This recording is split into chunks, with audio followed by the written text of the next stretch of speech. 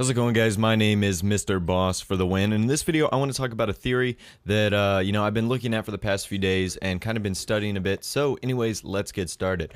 Alright, so my good friend Zach Cox, obviously you can check out his channel in the description below, made a video talking about what might be Treyarch's next Call of Duty, because as you know, each year the Call of Duty cycle revolves around two developers, Infinity Ward, Infinity Ward's trio of like Raven, Neversoft, and Infinity Ward, and then Treyarch. And because of that, it allows each developer, each studio, about 2 years to develop each game, as compared to about 9 or 8 months, which obviously tries to help improve the quality of each Call of Duty as much as it doesn't seem like that happens each time. That is actually the case. So this year's turn for the new console, 2013, it is Infinity Ward, and they're going to be producing Call of Duty Ghosts. We all know this, but Treyarch's turn is going to be coming up next, and I want to talk about some of the ideas about what they could do in 2014. So, if you have not played the Black Ops 2 campaign, let me run down for you real quick.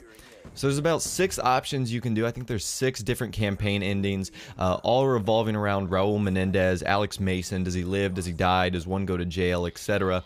So there's not one concrete ending to Call of Duty Black Ops 2. And that would lead to some difficulties for making it Black Ops 3 simply based on the campaign. Now, there are some contextual issues as well involving the setting, like how far do you go into the future, because Black Ops 2 was 2025, which is farther into the future than most games that we've seen so far. Most of the Modern Warfare games have been like future, like 2015, so kind of like where we are right now, obviously, in the modern world. So we haven't seen a huge jump into the future, and obviously nothing like Halo, which is like 100 or 200 years into the future. So we're not that far yet. There's also some, obviously, ideas with the campaign. There's really nowhere to go with it. They can't really create a Black Ops 3 issue because there is no problem. Raul Menendez has been taken care of. Woods is obviously sitting in a wheelchair like 5 or 6 years from his death, so you would basically have to eliminate one of the greatest characters ever, the guy who won Character of the Year in 2010, so I don't see Treyarch doing that. So the theory is going back and doing Call of Duty World at War 2. So let me give you some theories on why this might really work. I've got really 2 potential ideas. One of them, if you already know, the Modern Warfare series started before the Black Ops series. There was Call of Duty 4, Modern Warfare, which was the first, Modern Warfare 2, and Modern Warfare 3, so it was a trilogy, whereas it looks like the Black Ops saga is only going to be 2 parts, Black Ops 1 and 2.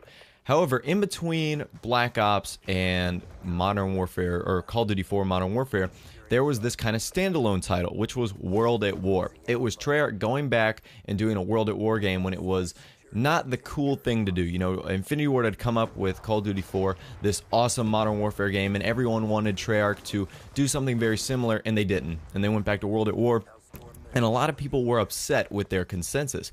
I really like the game. I think it's one of the best Call of Duties so far that we've seen, but at the time, that was not the popular decision, I should say.